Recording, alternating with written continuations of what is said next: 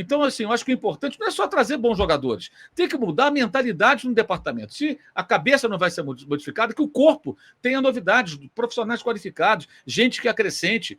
E aqueles que não fazem bom trabalho, obrigado, tchau. Mas não muda nada, gente. Então vai ser a mesma coisa. O Tite que se vire. O Tite que faça composições com o elenco, que seja amigo dos caras, que consiga, né, equilibrar alguns pratos e faça o time jogar. O Tite é bom nisso, acho até que ele consegue. Mas eu acho que não dá mais para o Flamengo ser tão amador a ponto de ficar esperando que o treinador resolva todos os problemas derivados de um ambiente absolutamente incompetente. Porque é um departamento incompetente.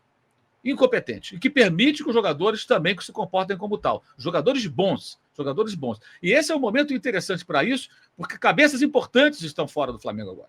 Jogadores que tinham peso e força de vestiário estão fora.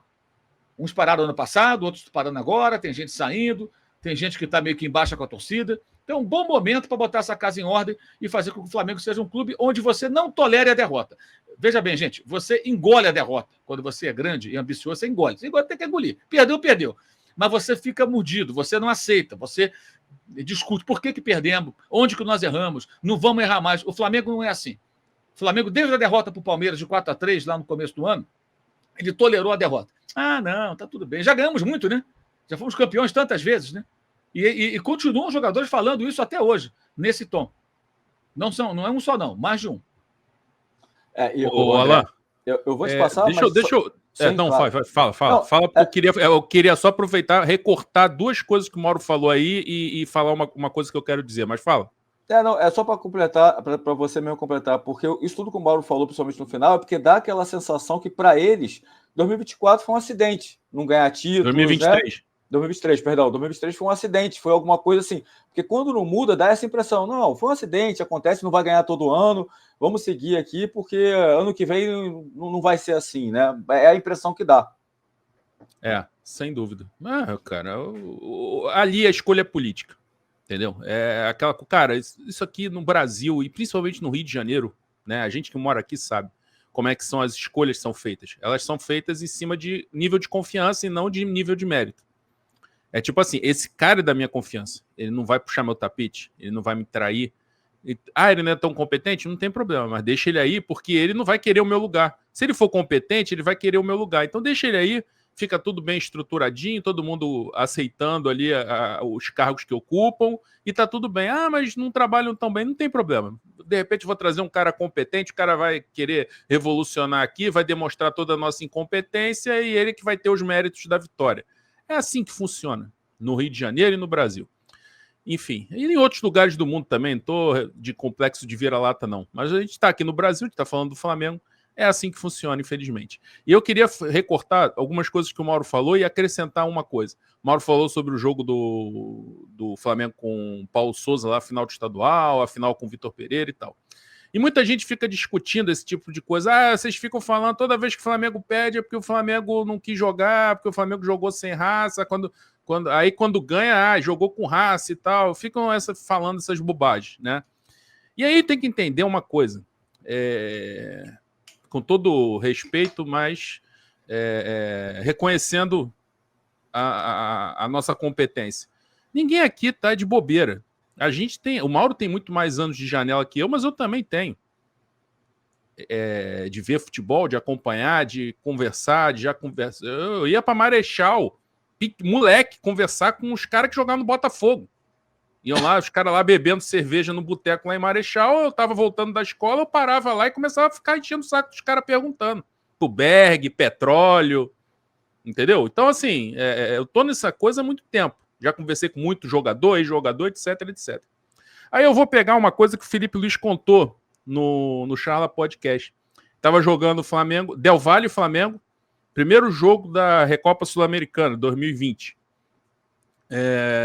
E aí ele falou que tava morto no jogo. E viraram uma bola pro Vitinho. E o Felipe Luiz falou, eu não queria a bola, eu tava morto, não aguentava fazer mais nada, não aguentava andar. Aí o que eu fiz? Passei, porque eu sabia que alguém ia ficar comigo e eu não ia receber a bola e o Vitinho ia ter que resolver a jogada sozinho. Aí o Jorge Jesus lá no banco gritou pro Felipe Luiz, Tais a se esconder do jogo! Gritou para ele. Porra, o Felipe Luiz ficou puto, mas era verdade. Era verdade, ele não queria a bola, ele estava se escondendo do jogo. E o Jorge Jesus percebeu. E a gente percebe, amigo. Por quê? Porque a gente vê esse negócio há muito tempo. A gente sabe quando o cara chega na dividida para perder a dividida. A gente sabe quando o cara se esconde atrás do marcador. O correr para não chegar. Correr para não chegar, quando o cara não quer competir. E a gente já conversou muito com o jogador em off. A gente sabe que isso acontece. A gente não pode ficar afirmando, porque, né, não vai ficar de bobeira para ficar tomando processo. Mas a gente sabe o que a gente está falando quando a gente está dizendo que o cara entrou e o nível de competição não foi o mesmo. Por causa dessas coisas, desses sinais. O jogador se esconde atrás do outro para não receber a bola. Essa coisa que o Mauro acabou de dizer, olhou no Maracanã, Davi Luiz pegava a bola e ninguém se apresentava. Estava todo mundo escondido. Porque é um raciocínio muito simples. Se o Flamengo ganha o Campeonato Carioca e é tetracampeão carioca ali em 2022 com o Paulo Souza vai até o final da temporada. E ninguém aturava mais esse cara. Então, assim, não adianta ficar tapando só com a peneira. Isso não existe, não sei o quê. Amigo, porra, só quem fica vivendo nesse mundo de fantasia é quem nunca conversou com o jogador, entendeu? A gente aprova? Não aprova, mas a gente sabe o que acontece, cacete. Então, assim, eu só queria fazer esse recorte do que o Mauro falou e trazer essa fala do Felipe Luiz para ver se a gente acaba com essa discussão que já deveria ter acabado no dia que o Davidson foi no Sport TV e falou que o plano de jogo do Cuiabá ele foi montado sabendo que o Flamengo não ia correr lá na Arena Pantanal com aquele calor. Sabia. Um Flamengo com salário em dia, o Flamengo que é mística de time da raça, etc, etc, etc, com aquela camisa vermelha e preta que tem história de viradas na raça, etc, etc, teria 11 jogadores que o adversário montou o plano de jogo sabendo que eles não iam se esforçar e não iam correr. Se isso aí não fosse motivo para meter essa entrevista do Davidson no telão e esculachar esses caras, mesmo eles com todos esses títulos, para dizer que eles não honraram a camisa e a história do clube, meu amigo, nada mais vai acontecer, né? E ninguém tem mais que ficar discutindo esse tipo de coisa. O Davidson encerrou a questão ali. E agora eu falando isso e o que o Felipe Luiz, juntando o que o Felipe Luiz falou no Charla com as coisas que a gente falou aqui, o Mauro falou, acho que, né, tá bom para encerrar essa discussão. Jogador do Flamengo tá escolhendo o jogo, sim, tá escolhendo treinador, né? Estão usando o currículo, as conquistas para se colocar acima do clube, e isso é culpa de quem? Do senhor Rodolfo Landim e do senhor Marcos Braz. E tem um detalhe, né, nessa frase do Davidson, assim, se no campo o Flamengo não confirmasse o que disse o Davidson, ele seria apenas uma fanfarronice de um jogador folclórico. Mas o que ele falou tem tudo a ver com o que aconteceu na partida. Ele fala depois, mas bate, assiste o jogo, ouve o cara, você fala, realmente, o que ele fala acontece. O Flamengo toma gol no início do segundo tempo, que a bola atravessa toda a pequena área e ninguém corta. Ela atravessa. Lateral direito, esqueci o nome do rapaz agora, chega só chapa para dentro do gol na pequena área. Ali o jogo se resolveu. Foi um jogo vergonhoso aquele do Cuiabá. E não foi a única vez, gente. Não foi a única, foram várias vezes. É Cuiabá, é Bragantino, é Atlético Paranaense, aí teve essa agora para o Atlético Mineiro, é o Maringá, os 3 gols de cabeça do Olímpia. 3 gols de cabeça do Olímpia. O próprio jogo do Rio de Janeiro, que o Flamengo não teve apetite por fazer uma margem maior de gols sobre o Olímpia, fez 1-0 ali, muito acomodado, preguiçoso, nem parecia um jogo de Libertadores. O jogo do Racing, que o Flamengo tinha um homem a mais, era a chance de liquidar o jogo, não liquida, toma o gol de empate, quase toma virada, mas bola na trave, tomou e tudo. Você vê que sempre tem essa acomodação, essa preguiça. E eu acho engraçado, assim, a ingenuidade, a palavra é essa, né? A mais suave que eu encontro, a ingenuidade de quem ainda acha realmente que não tem isso e quer... eu não vi uma versão oficial. Amigo, quer versão oficial? Pô, não entende nada de jornalismo, meu camarada.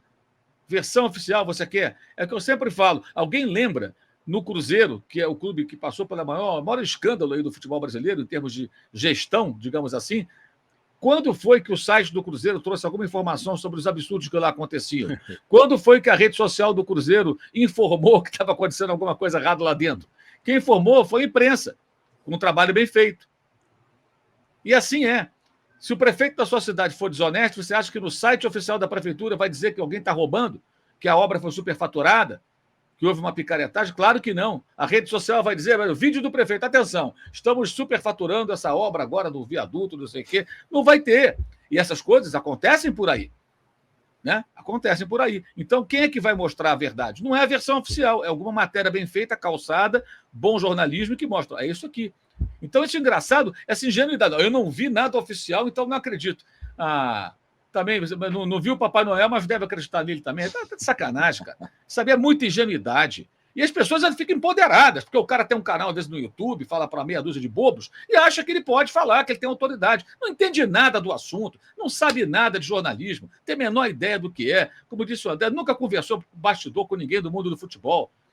E fica vendendo essa ilusão para ficar enaltecendo jogadores que... Não todos, né? Não vou generalizar, mas alguns jogadores que fizeram algo pelo clube, alguns fizeram muito pelo clube, foram bem, mas que isso não basta. Não basta, cara. É o que eu falo. Tinha que colocar uma placa no CT do Flamengo, na Gávea, na sala do Landim, em todo lugar, no vestiário, no Maracanã, para entrar no campo. Eu tenho uma plaquinha aqui, que é uma réplica da placa lá do Anfield. Quando você vai entrar no estádio, no campo do Liverpool, tem a placa This is Anfield. É uma coisa do tempo do Liverpool soberano, dominador, dos anos 70, 80, quando enfrentou o Flamengo, inclusive. Né? Ou seja, aqui é Anfield, você está chegando no lugar onde você vai se ferrar. A mensagem é essa, que quem ia lá perdia, praticamente sempre o time vencia. E criou-se uma tradição que o jogador passa a dar um tapinha na placa, para dar sorte, né? Todo mundo dá um tapinha na placa. E tem várias histórias que envolvem isso. Pena que aqui não dá para mostrar, que ela está aqui para cima. E o Flamengo tinha que ter uma placa. Se o Zico não fez, ninguém pode fazer. Pronto. Zico fez corpo mole? Não, você não pode fazer. Zico sacaneou para derrubar o técnico? Se o Zico não fez, você não pode fazer. Zico jogou com preguiça contra o Maringá ou contra o Cuiabá? Não, então você não pode jogar com preguiça contra o Maringá, contra o Cuiabá. Agora, Zico jogou machucado no final de 83 contra o Santos e já estava vendido. E foi decisivo, né? Logo com 30 segundos ele fez o primeiro gol. Isso você pode fazer. Final de 80 também, já foi no sacrifício. Também. E várias vezes. O Flamengo tem, na sua história, uma referência do grande ídolo, que no futebol e no Flamengo, ele beirou a perfeição. Porque o Zico dedicava-se ao Flamengo de uma maneira que poucos jogadores se dedicam a um clube. Mesmo sendo disparadamente o melhor jogador do Flamengo e do Brasil, em alguns momentos, talvez até do mundo. Em alguns momentos de sua carreira, o Zico era o melhor jogador do planeta Terra. O Zico jogou pra cacete, meu irmão. E ele jogava todo o jogo da mesma maneira. Então o Flamengo tem essa referência e não sabe usar. E o Zico está aí vivíssimo, cara, para falar sobre isso. O Flamengo não utiliza isso. Isso é absurdo, cara. O jogador que chega no Flamengo já tinha que... Aqui é Flamengo. Você conhece a história do Zico? Se não conhece, vai aprender agora. É assim que a gente trabalha aqui, meu camarada. Se você não... De La Cruz está chegando, é assim. Se você não é desse time, não serve para a gente. Deveria ser assim.